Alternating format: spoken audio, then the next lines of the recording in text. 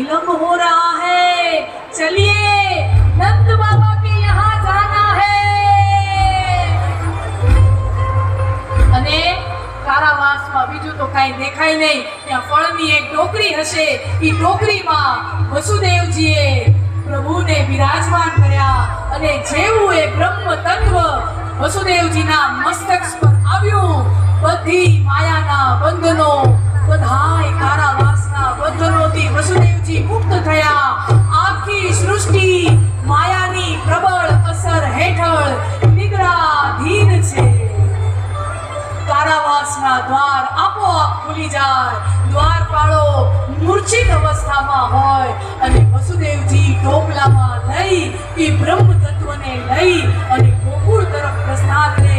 વચમાં યમુનાજી આવે, યમુનાજીને એમ થાય આ બ્રહ્મ તત્વ મારી વચ્ચેથી પસાર થઈ રહ્યું છે, હું એનો સ્પર્શ ન પામું।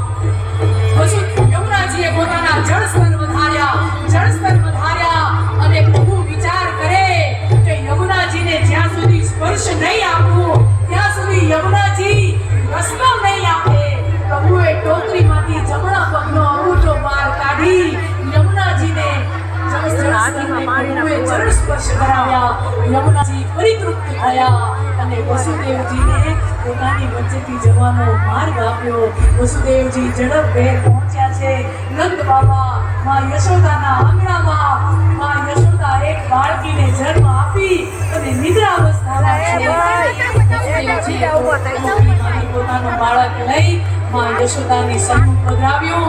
યશોદાજીએ જે બાળકીને જન્મ આપ્યો એ ટોપલીમાં લઈ વસુદેવજી ઝડપભેર મથુરા પાછા પહોંચ્યા છે। સવારનો પહોર થયો, આખા ગોકુળ ગામમાં મંગલ ધ્વનિ, મંગલ સમાચારો ફરી વળ્યા।